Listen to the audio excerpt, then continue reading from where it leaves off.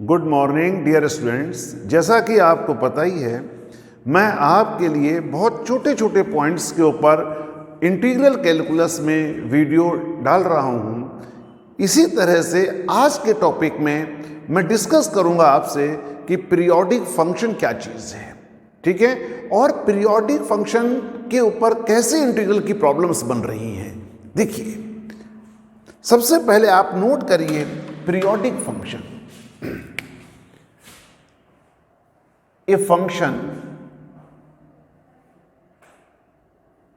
A function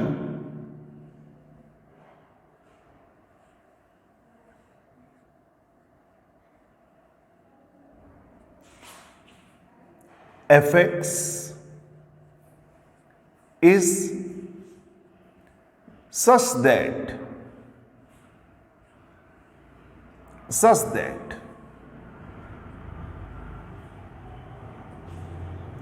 f of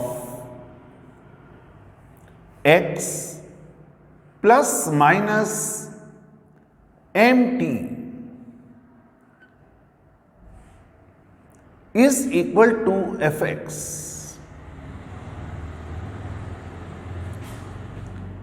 where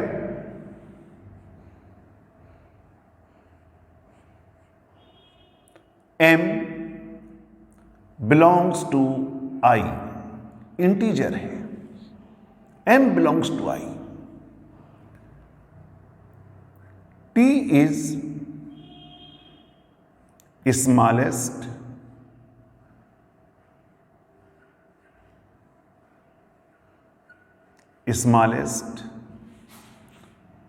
positive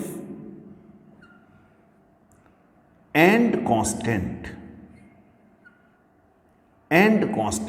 These are the three conditions. T is smallest, positive and constant. T smallest होना चाहिए, positive होना चाहिए और constant होना चाहिए।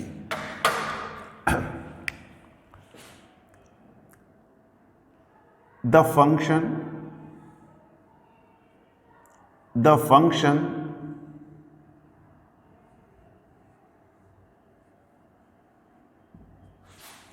is called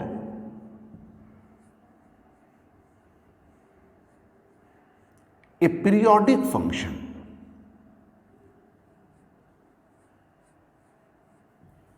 Periodic function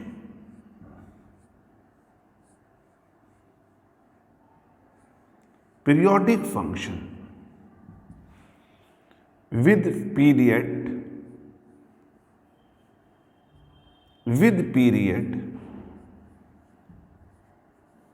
capital T। इसका मतलब क्या हुआ कि ये फंक्शन पीरियोडिक है। इस डेफिनेट इंटरवल के बाद इसका ग्राफ रिपीट होगा। फॉर एग्जाम्पल, मैं आपको एक प्रैक्टिकली समझाता हूं। इसके अंदर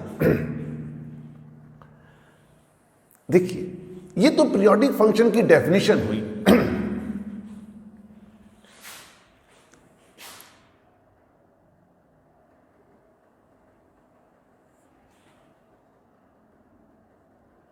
y axis,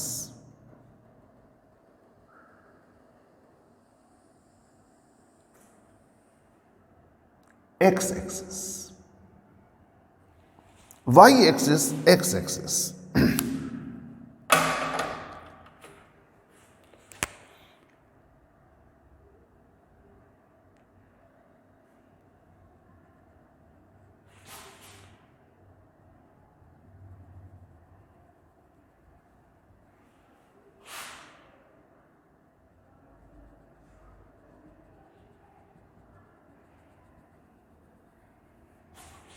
y is equal to 1,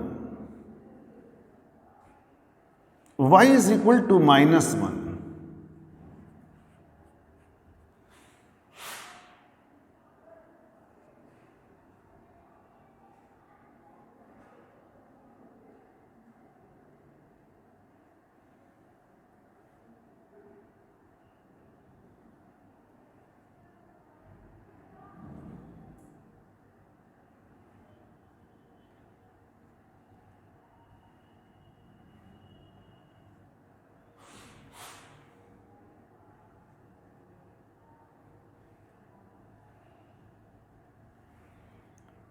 pi by 2,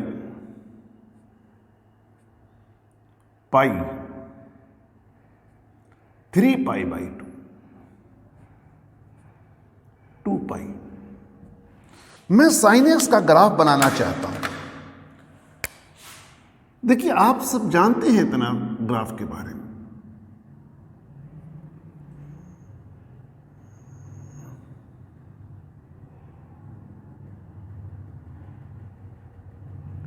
ये इस ग्राफ की sin x का ग्राफ,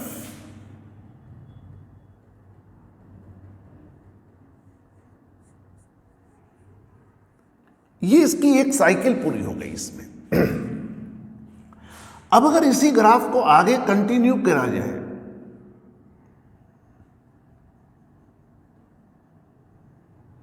ये 4 पाई, इसी ग्राफ को पीछे बनाया जाए,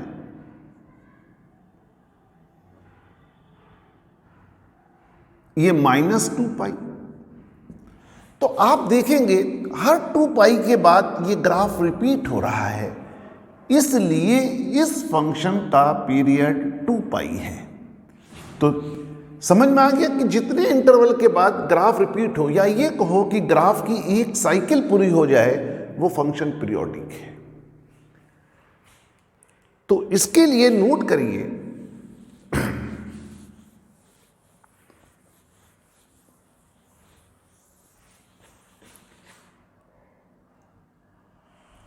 first point, sin x, cos x, sec x, cosec x are the periodic functions with the period 2 pi.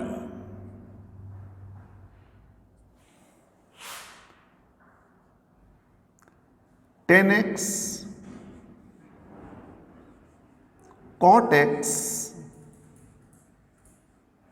are the periodic functions with period pi.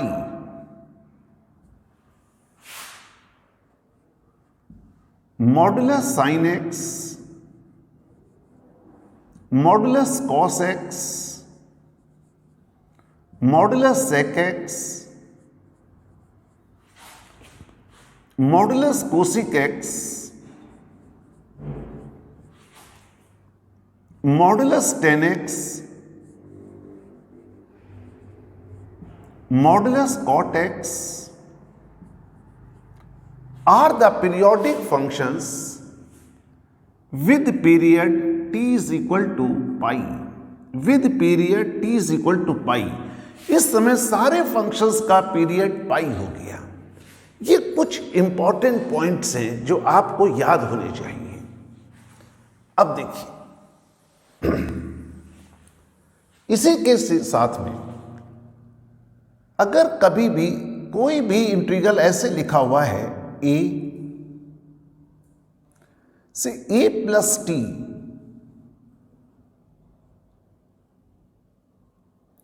fx dx, fx dx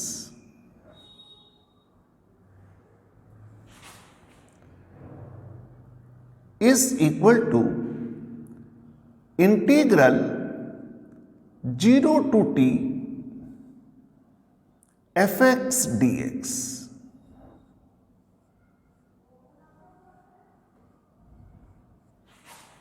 where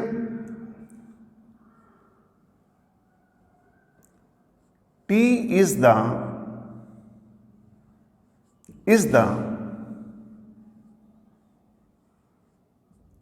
fundamental period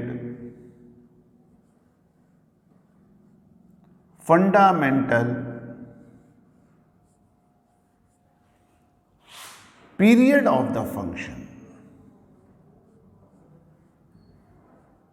period of function, fundamental period of function, fundamental period of the function period है। ये integral ए पर depend ही नहीं करता। इसी तरह से अगर कभी भी ये दे रखा हो n टाइम्स t, n एक इंटीजर है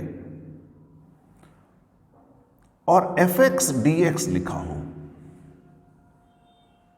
तो आप कह सकते हो this type is n into 0 to t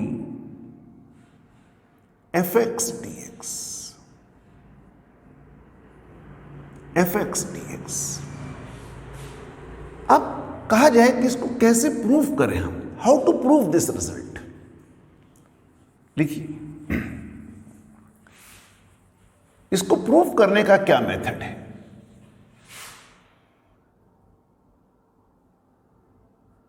zero to N T F X D X,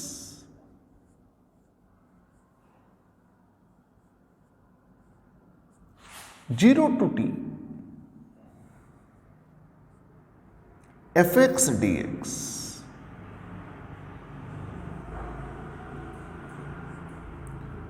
integral t to 2t fx dx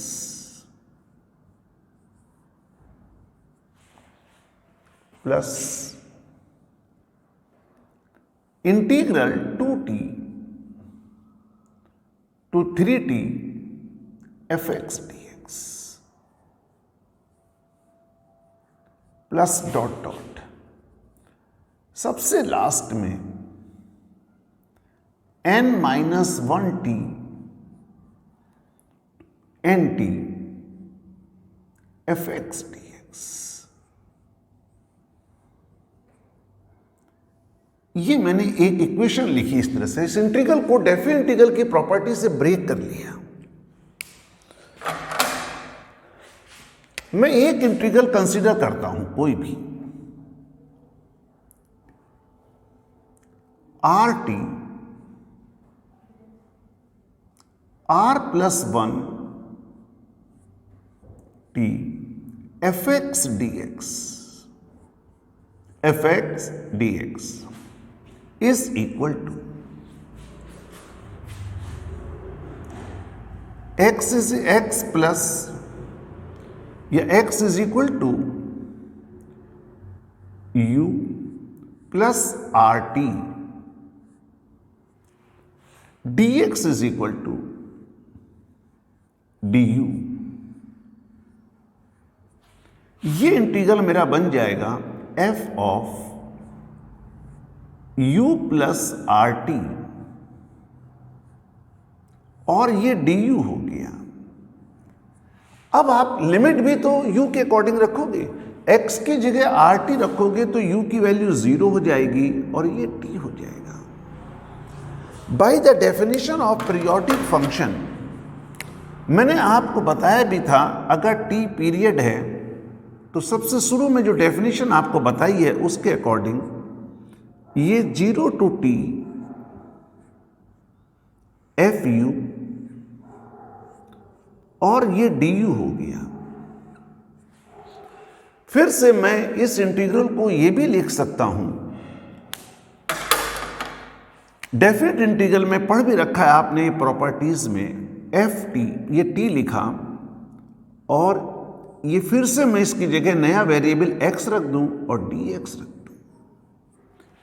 ये इंटीग्रल r पर डिपेंड ही नहीं कर रहा, r की वैल्यू मैं 0 रखूंगा तो ये फर्स्ट इंटीग्रल बन जाएगा, r की वैल्यू 1 रखूंगा तो ये वाला इंटीग्रल बन जाएगा, ये भी इसके इक्वल है। ये वाले r की जगह 2 रखूंगा तो ये इंटीग्रल फिर इसके इक्वल बन जाएगा। तो ये इंटीग्रल बताइए t 2 3 n टाइम्स रिपीट हो जाएगा, तो आप लिख सकते हो इसको n times 0 to t fx dx। ये इसका प्रूफ हुआ। अब इस पर एक बढ़िया एग्जाम्पल नोट करेंगे, एक बढ़िया एग्जाम्पल नोट करिए। Find the value of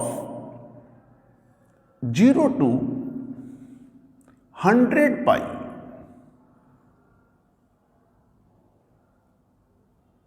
modulus sine x dx। आपसे कहा जाए इसकी वैल्यू बताइए क्या होगी, इज इक्वल टू, ये प्रॉब्लम है। देखिए, ये बताइए modulus sine x is a periodic function with period pi, तो ये 100 टाइम्स हो गया। इसी प्रॉपर्टी का यूज कर रहा हूं मैं, 0 to pi modulus sine X और dx, ये लिखा। अब देखिए, modulus sine x is equal to sine X. अगर x की वैल्यू 0 से पाई के बीच में लाइज कर रही है, तो बताइए 100 हो गया, 0 to पाई ये साइन एक्स हो गया और dx हो गया। साइन एक्स का इंटीग्रल माइनस कॉस एक्स, ये 0 to पाई, जब लिमिट रखेंगे तो -2 हो जाएगा, तो आंसर आ जाएगा 200। इस तरह की प्रॉब्लम हम सॉल्व कर सकते हैं। आईआईटी जैसे एग्जाम में ये क्वेश्चन खूब कई बार पूछे गए, इस तरीके के questions. Next problem,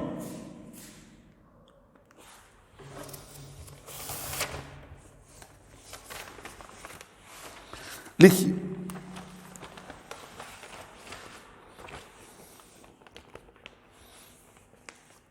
fx is equal to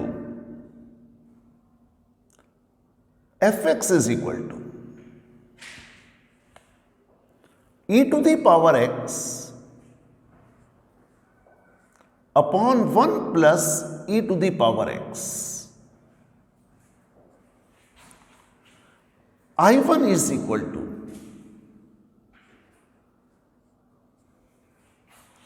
integral f minus a fa x g of x into 1 minus x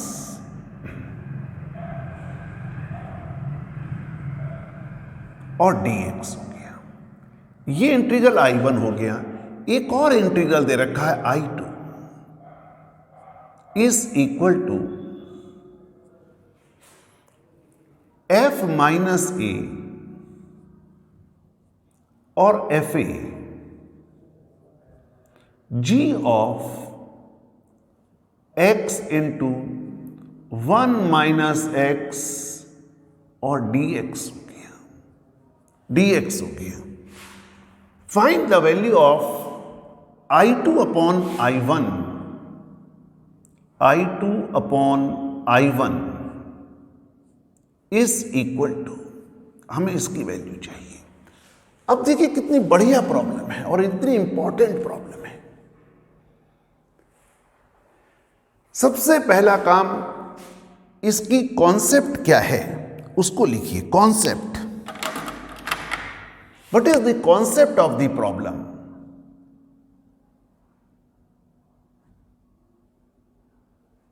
concept of the problem, suppose करिए कि यह प्रॉब्लम बोर्ड जैसे एग्जाम में पूछ ली गई या आईआईटी जैसे एग्जाम में पूछ ली गई। क्या कॉन्सेप्ट है इसके पीछे? Integral a to b fx dx is equal to integral a to b f a plus b minus x dx। ये फॉर्मूला, ये आपकी कॉन्सेप्ट है इस प्रॉब्लम को सॉल्व करने के लिए। यहां पर a lower limit f minus a, अगर मैं वैल्यू निकालूं f of minus a plus f a की वैल्यू निकालूं, you can see it a e to the power minus a upon 1 plus e to the power minus a plus e to the power a upon 1 plus e to the power a. अगर मैं इसको change करूं तो ये 1 हो जाएगा और ये ई टू दी पावर ए और plus 1 plus e to the power a upon 1 plus e to the power a. इसको 1 प्लस लिख सकता हूं, ये कैंसिल होकर के वैल्यू 1 आ जाएगी, राइट। अब देखिए I1 इज इक्वल टू, लगाऊं मैं इस प्रॉपर्टी को, F minus A F A. अगर मैं थोड़ी देर के लिए इसको a पुट करता हूं, इसको b पुट करता हूं, तो a प्लस b की वैल्यू क्या हो गई 1। तो इसका मतलब मुझे x को रिप्लेस करना चाहिए 1 माइनस एक्स से, 1 माइनस एक्स हो गया। x को रिप्लेस कर देना चाहिए 1 माइनस एक्स से। मैं यहां पर लिख देता हूं x is replaced by 1 minus x. यह आपको समझ में आ गया होगा कि प्रॉपर्टी से 1 माइनस एक्स कैसे हुआ जी। जब यहां रखूंगा 1 माइनस एक्स तो यहां x हो जाएगा, तो यहां कोई चेंज नहीं होगा, x इंटू 1 माइनस एक्स और dx हो गया, right. I1 is equal to, अलग अलग दो इंटीग्रल में ब्रेक करता हूं तो पहले वाला इंटीग्रल gx ये 1 के साथ जब मल्टीप्लाई होगा तो ये I2 बन जाएगा, माइनस अगले वाला इंटीग्रल क्या बन जाएगा, I1 बन जाएगा, और 2I1 इज इक्वल टू क्या हो गया बताइए, I2 हो गया। Hence I2 upon I1 is equal to 1/2 या 2 sorry I2 upon I1 is equal to 2 हो गया। तो देखिए कितना इंपॉर्टेंट और कितना बढ़िया क्वेश्चन है ये। तो इतना बढ़िया क्वेश्चन तो दिखाई नहीं देता है, और प्रॉपर्टी अगर आपको पता है तो आप सॉल्व कर सकते हो इसको।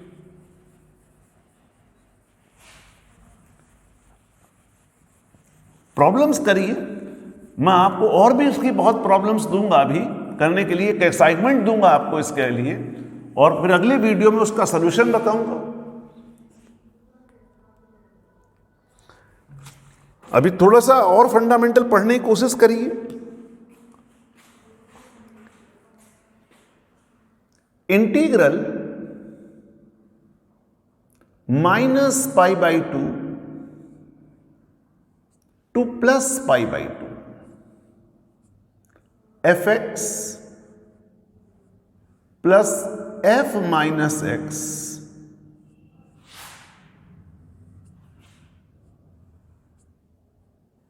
ये gx हो गया, माइनस g माइनस एक्स हो गया और dx हो गया। अब ऐसा क्वेश्चन आप ओरली सॉल्व कर सकते हैं, बहुत इंपॉर्टेंट है ये। देखिए ये एग्जाम्पल है इवन फंक्शन का, you can test it. Even function,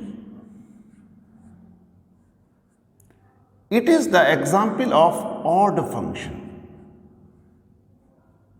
odd function, odd function। ये इवन फंक्शन है, ये ऑड फंक्शन है। ओवरऑल जो फंक्शन है, जब कभी भी दो फंक्शन का प्रोडक्ट हो, दोनों इवन हो या दोनों ऑड हो, तो रिजल्टिंग फंक्शन इवन होगा। अगर एक इवन एक ऑड हो गया तो रिजल्टिंग फंक्शन ऑड होगा, रिजल्टिंग फंक्शन ऑड होगा, और ऑड होते ही इसकी वैल्यू 0 हो गई। ऑड होते ही इसकी वैल्यू क्या हो गई, 0। इसी तरीके की कुछ और प्रॉब्लम्स मैं आपसे नेक्स्ट वीडियो में डिस्कस करूंगा। Thank you.